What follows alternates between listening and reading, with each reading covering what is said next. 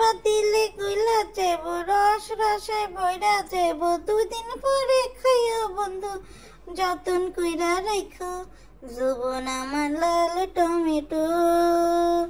আয় হায় জীবন আমার লাল টমেটো। দর্শক, এই যে আমাদের মিম আর বাবুকে ডেডিকেট করে এই গানটা দর্শক আজকে গেলাম, আমাদের বাবু কিন্তু গানের মান রাখে নাই দর্শক, সে গানের থেকেও বৃহত্তর স্বার্থ করে লাইছে।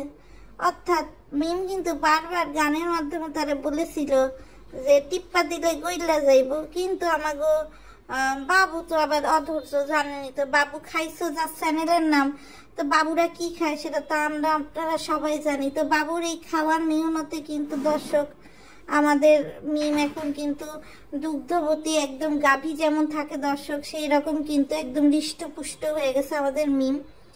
এবং এটা কিন্তু আমরা আসলে তাদের অফিসিয়াল বিয়ের আগেই দেখতে পাচ্ছি। অফিসিয়াল বিয়ের পরে কি হবে সেটা তো আসলে দেখাই যাবে, যে আবদিয়ার আসলে সৎ ভাই আসছে না বোন আসছে।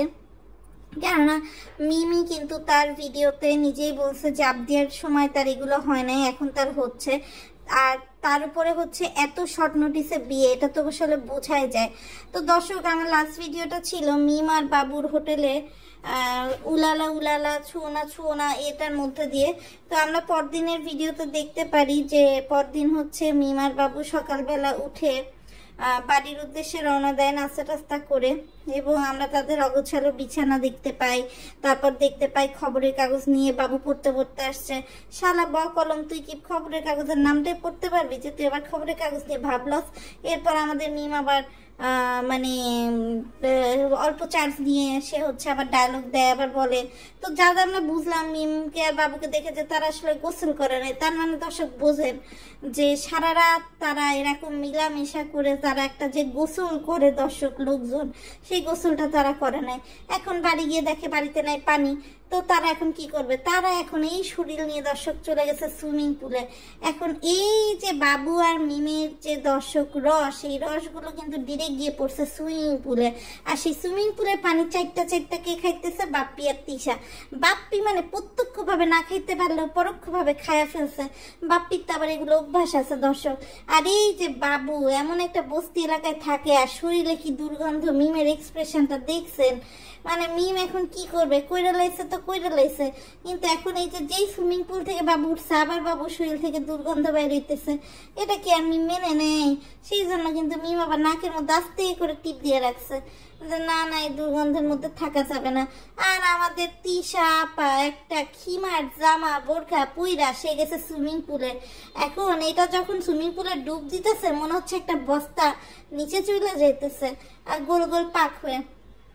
তা আমাদের বাপ্পি তিশা তো জানেনি, যখনই কারো রোম্যান্স দেখে তাদের রোম্যান্স জেগে ওঠে। সেটা যদি তানজিলা সাকিবের রোম্যান্স হয় তাও তারা মানে শাশুড়ি হিসাবে তাদেরও রোম্যান্স জেগে ওঠে, এমন একটা অবস্থা।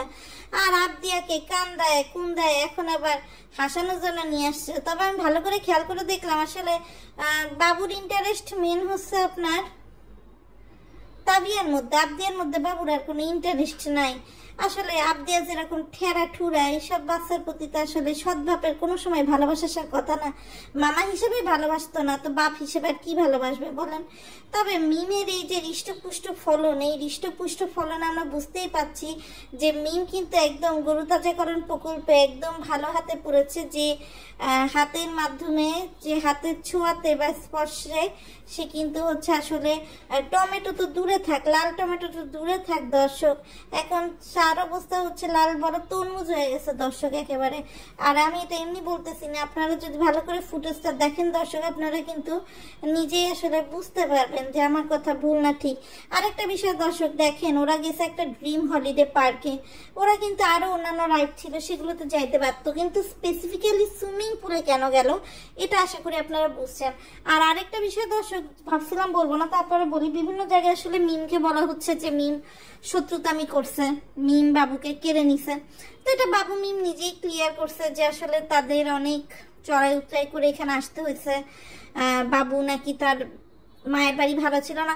আসলে তো মানে বাবুদের বাড়িতে বিয়ে লাগছে, মাছ কাটাবে, ইলিশ মাছ কাটাবে বৌমাকে দিয়ে, এই করবে সেই করবে, বৌমাকে তো একটা ভালো পদের জিনিস দিল না। অথচ কোন খালাতো বোন তার মানে জায়ের মেয়ে, তার জায়ের ভাগ্নি, এদেরকে নিয়ে নিয়ে ডাইকে আয় না দর্শক, কাপড় চোপড় দিয়ে বেরোচ্ছে। এটা একটা কথা? তোদের নুন আনতে পান্তা ফুরায়, তো আবার এত ভাব কিসে, এত মেনটেন করতে হবে কেন তোদের? আর তোরা বাবুকে তো এমনি তো মূল্য দিতি না, এখন তোরা সিম্প্যাথিক নেওয়ার জন্য কোষ যে সারাফাত শারিফা বলে বাবার জন্য রেখো, আল্লাহ পাপ দেবে, আল্লাহ পাপ দেবে। আমরা তো দেখছি বাবু তার বাড়িতে কত নিগৃহীত, কেননা বাবু একটা ব্রেকার ছেলে। আর মিমের দরকার ছিল একজন সেক্স পার্টনার, যার সাথে সে মন খুলে তার ইচ্ছে মতো ওপেন একটা লিবার্টিপূর্ণ জীবনযাপন করবে। যখন যখন তার বিগো লাইফ করতে ইচ্ছা হবে, যখন যখন তার হোটেলে গিয়ে ক্লায়েন্ট অ্যাটেন্ড করতে হবে, তার যেন কোনো সমস্যা না থাকে। তো বাবুর কিন্তু অবস্থা দর্শক তাই। তো বাবু আর মিম ছাদে যখন ছবি তুলতে উঠছিল দর্শক, তখনই বাবু আর মিম বারবার যেভাবে একে অন্যকে টাচ করতেছিল, তারপরে যেভাবে গান গাচ্ছিল, এটা দেখে বোঝাই যাচ্ছে যে তারা অনেকগুলো প্র্যাকটিস ম্যাচ খেলে আসছে। এটা তাদের অনেকটা ফাইনাল ম্যাচের প্রস্তুতির মতো, যদিও ফলাফল অলরেডি তারা জানে।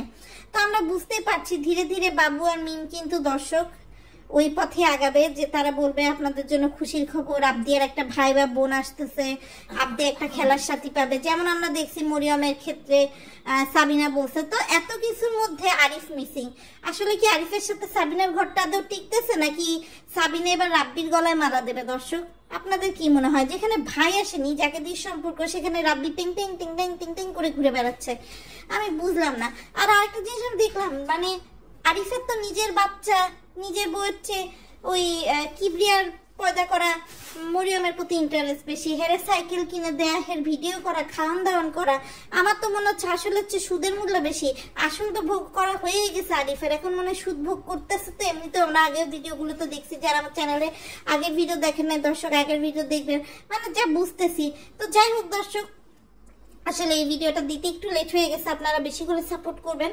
আমি আশা করছি যে আপনারা বেশি করে সাপোর্ট করলে অবশ্যই আমিও নিত্য নতুন ভিডিও নিয়ে আসব। তো আজকে আরেকটা ভিডিও দিব, আমাদের বাবু ভাই নাকি জামাই বাজার করতে গেছে।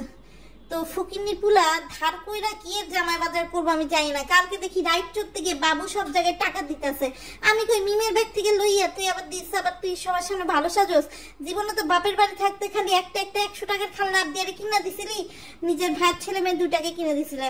আমার দর্শক সাদা মনে আরেকটা কালো প্রশ্ন, সেটা হচ্ছে বিল্লাল থ্যালাসেমিয়া রোগী, বিল্লালের বইয়ের ওই অবস্থা, তাহলে সারাফাত শারিফা দেখতে এত ভালো হলো কি করে? এরা আবার বাবুকে বাবা ডাকে, এইখানে নিশ্চয়ই কোনো একটা জটলা আছে।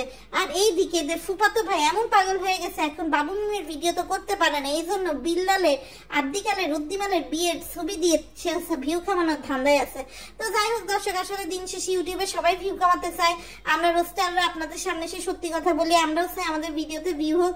তো অবশ্যই ভিডিওতে বেশি বেশি ভিউ দেবেন, লাইক দেবেন, সাবস্ক্রাইব করবেন। আর অবশ্যই মিমের এই দুগ্ধবতী রূপ আপনাদের কাছে কেমন লাগলো তা জানাবেন। তো আজকের মতো বিদায় নিচ্ছি, সবাই ভালো থাকবেন, সুস্থ থাকবেন, আল্লাহ হাফেজ।